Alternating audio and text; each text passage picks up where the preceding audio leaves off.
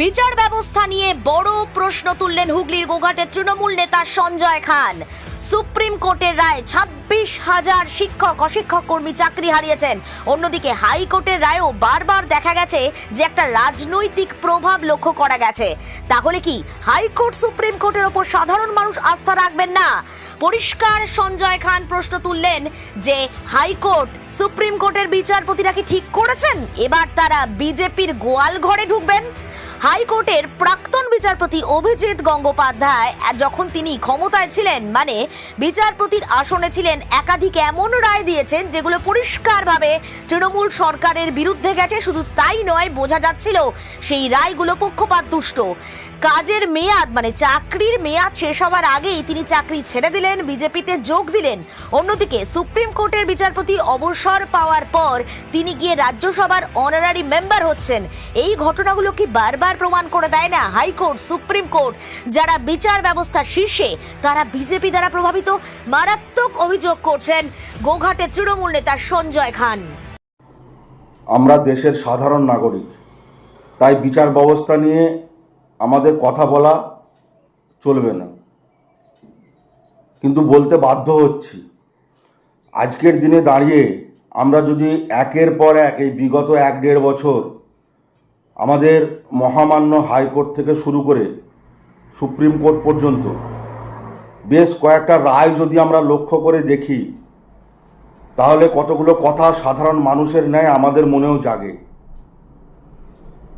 বিচার ব্যবস্থা এবং বিচারক তারা এই সমাজের গণতন্ত্রের শেষ স্তম্ভ। কিন্তু আমরা যদি দেখি যে বিচারকের চেয়ারে যারা বসে রয়েছেন তাদের একাংশ, সমগ্র নয়, তাদের একাংশ বিচারকের চেয়ারে যারা বসে রয়েছেন তারা যদি বিচারকের চেয়ারে বসে মনস্থির করে ফেলেন যে আগামী দিনে তারা বিজেপির গোয়াল ঘরে ঢুকবেন, আগামী দিনে তারা নরেন্দ্র মোদী, অমিত শাহের দাসত্ব স্বীকার করবেন, তাহলে বিচারকের চেয়ারে বসে তারা যেই রায় দেন সেই রায়টা যে নরেন্দ্র মোদীকে খুশি করার জন্য, অমিত শাহকে খুশি করার জন্য এবং বিজেপিকে খুশি করার জন্য দিচ্ছেন না, এর গ্যারান্টি কোথা থেকে আসবে? আমরা এর আগেও দেখেছি, আমাদের হাইকোর্টের একজন বিচারপতি ছিলেন বর্তমানে, যিনি বিজেপির গোয়াল ঘরে ঢুকে বিজেপির দাসত্ব করছেন এবং বিজেপির সাংসদ হয়েছেন। এরকম লোকেরা যদি বিচার ব্যবস্থার মাথায় বসে থাকেন, তাহলে তাদের রায়গুলো যে পক্ষপাত দুষ্ট হবে না, তার গ্যারান্টি সাধারণ মানুষকে কে দেবেন? হ্যাঁ, এই কথাগুলো বলার জন্য আমার হয়তো ফাঁসিও হতে পারে, হোক, কোনো অসুবিধে নেই। কিন্তু আমাদের এই সাধারণ মানুষের আমাদের অভিজ্ঞতা থেকে যেটা আমরা দেখতে পাচ্ছি, আজকে চাকরি নিয়ে যে সমস্ত রায়গুলো বিচারপতি অভিজিৎ গঙ্গোপাধ্যায় দিয়েছিলেন, আমরা পরে দেখেছি সেগুলো বেশিরভাগ ক্ষেত্রেই সুপ্রিম কোর্টে স্টে হয়েছিল। আবার কি দেখলাম, তিনি বিচারকের চেয়ারে বসে থাকাকালীন, চাকরি ছেড়ে দিয়ে চাকরির মেয়াদ থাকাকালীন বিজেপির হয়ে টিকিটে লড়ে তিনি রাজনীতিতে জয়েন করলেন। এরপরে আমরা সুপ্রিম কোর্টে দেখলাম যে এতগুলো ছেলের জীবন নিয়ে ছিনিমিনি খেলা হলো। আমি রায়ের নিয়ে সন্দেহ প্রকাশ করছি না, সুপ্রিম কোর্টের রায় মানুষকে মানতে বাধ্য, আমরাও হয়তো মানতে বাধ্য, কিন্তু প্রশ্ন তো জাগতেই পারে। প্রশ্ন জাগাটাতে আমাদের কোনো অন্যায় নেই। আজকে যেই বিচারপতি এই রায় দিয়েছেন তিনি যে আগামী দিনে বিজেপির গোয়াল ঘরে ঢুকবেন না, তার গ্যারান্টি কি আছে?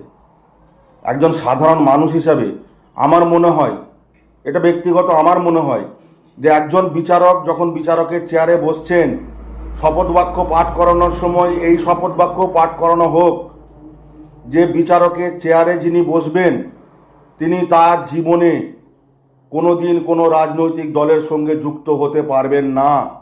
এই নিয়মটা চালু হওয়া মনে হয় দরকার। তাহলে বিচার ব্যবস্থা আগামী দিনে মানুষের মনে আরও গ্রহণযোগ্যতা লাভ করবে, আরও গ্রহণযোগ্যতা লাভ করবে। এনসিপাল অটো প্যালেস, এখানে পাবেন উন্নত মানের হিরো, হন্ডা এবং টিভিএস কোম্পানির বাইক। বিশেষ অফার চলছে, আজই যোগাযোগ করুন। দিঘরা, নতুন বাজার, বালি, গোঘাট, হুগলি। যোগাযোগের নম্বর 8900011146। দেরি না করে আজই আসুন। আরামবাগ মতিলাল টেলিশপ ও স্যামসাং সার্ভিস সেন্টার, অনলাইন বা যে কোনো দোকানের থেকে সস্তা। আপনাদের সকলের প্রিয় মতিলাল মোবাইল। তাই আজই আসুন। পুরানো মোবাইল সারানোর চেয়ে বেশি দামে এক্সচেঞ্জ, 0% ইন্টারেস্টে, 0 ডাউন পেমেন্ট, 0 কস্টে মোবাইল ফাইন্যান্সের সুবিধা। আমাদের ঠিকানা পুরাতন বাজার, আরামবাগ হেড পোস্ট অফিসের বিপরীতে, আরামবাগ, হুগলি। আমাদের যোগাযোগ নাম্বার 7001304430।